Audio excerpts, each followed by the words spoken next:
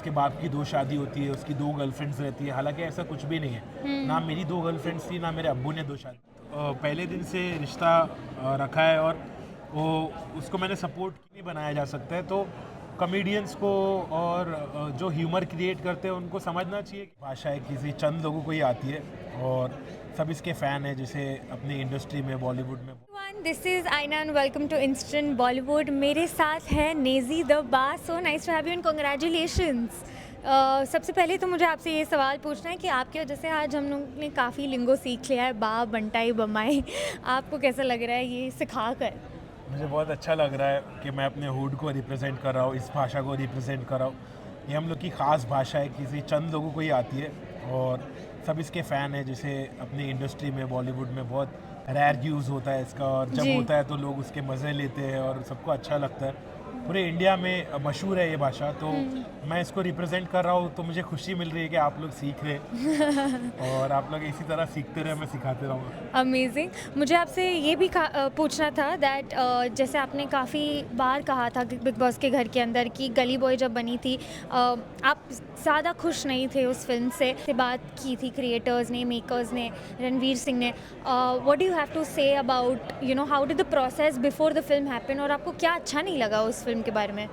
Process तो बहुत अच्छा था, मुझसे सवाल पूछे गए थे, मैंने अपनी स्टोरी बताई थी, लेकिन उसको जैसा कन्वे करना चाहिए था वैसे कन्वे नहीं किया गया। जो असल स्टोरी थी वो सामने नहीं आई, बल्कि कुछ और सामने आया कि उसके बाप की 2 शादी होती है, उसकी 2 गर्लफ्रेंड्स रहती है, हालांकि ऐसा कुछ भी नहीं है। ना मेरी 2 गर्लफ्रेंड्स थी, ना मेरे अब्बू ने 2 शादी किए।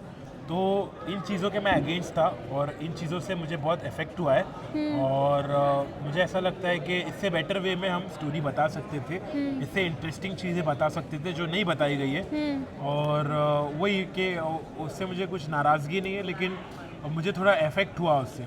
बिल्कुल। जैसे मुनावर ने रोज़ के टाइम पे आपके फाइनेंशियल कंडीशन की बात की थी, आपने तब जाकर मुनावर को क्यों नहीं कहा कि वो लाइन क्रॉस हो रही है कहीं ना कहीं? क्योंकि वो वहाँ से चले गया ना, वो रुका ही नहीं, उसने रोस्ट किया और निकल लिया वहाँ से। अगर वो रुकता रहता तो मुझे मौका मिलता उसको बोलने का कि ऐसा मत करो यार, ये सही तरीका नहीं है रोस्ट करने का, हर चीज़ का मजाक नहीं बनाया जा सकता है। तो कॉमेडियंस को और जो ह्यूमर क्रिएट करते हैं उनको समझना चाहिए कि उनकी सीमा क्या है, उनको विद इन द लाइंस काम करना चाहिए। और अगर ऐसा होता है, जैसे घर में भी लवकेश था जो अड़े टेढ़े मजाक करता था, तो मैं उसके भी अगेंस्ट हूँ और मैं ऐसी चीज़ों के अगेंस्ट रहता हूँ यूजुअली, लेकिन सनन ने मुझे समझाया कि वो रोस्ट है, उसको वैसे तरीके से मत ले, तो मैंने उसको माफ़ भी कर दिया। मैंने ज़्यादा कुछ उसका सोचा नहीं। हाँ, सोचा नहीं। पर ये बात लोगों को दिल पे काफ़ी लगी बाहर, और आपको काफ़ी सपोर्ट मिला उस चीज़ पर। बिग बॉस आने का मकसद क्या था? कहीं ना कहीं वो था कि कम बैक करना है, फेम वापस पाना है, रैपिंग इंडस्ट्री में ज़्यादा प्रोएक्टिव रहना है। हाँ, कहीं ना कहीं मकसद ये था कि मुझे रिप्रेजेंट करना है, मुझे लोगों के सामने आना है। बहुत टाइम हो गया था कि मैं कैमरे से दूर था और मैं करियर में थोड़ा शांत हो गया था, तो थोड़ा मुझे लोगों के सामने आना था, लोगों को बताना था कि मेरी रियल स्टोरी क्या है। सबको कुछ और लग रहा है, सबने एलिगेशंस लगाए, सबको मिसकंसेप्शन हुआ, तो उस मिसकंसेप्शन को दूर करना था, वो एलिगेशंस को दूर करना था। इस वजह से मैं बिग बॉस कर रहा था। आपको लगता है आप टॉप 2 में डिज़र्व करते थे? आपका क्या कहना है? लोग तो कहेंगे ही कुछ ना हाँ, कुछ। मुझे लगता था कि मैं डिज़र्व करता हूँ और लोगों ने मुझे प्यार दिया, यहाँ तक पहुँचाया, तो मेरे लिए बहुत बड़ी बात है। और मुझे लगता है कि मैं इंटरेस्टिंग पर्सनालिटी हूँ, इसलिए मुझे इतना प्यार मिला और मैं टॉप 2 तक आया, तो मुझे तो ऐसा ही लगता है कि मैं डिज़र्विंग था, इसलिए यहाँ तक आया। बम्बई तो जीत चुकी है आपकी, पर कुछ लोगों का कहना है कि सना ने नेज़ी का यूज़ करके ये मुकाम तक सना पहुंची है। आपको लगा है कि कोई पॉइंट यूज़ पे? तो नहीं किया है, उसने मेरे साथ पहले दिन से रिश्ता रखा है और वो उसको मैंने सपोर्ट किया, उसको मैंने गाइडेंस दिया और कहीं ना कहीं उसकी जीत में मतलब मेरा भी हाथ है, मैं भी शामिल हूँ।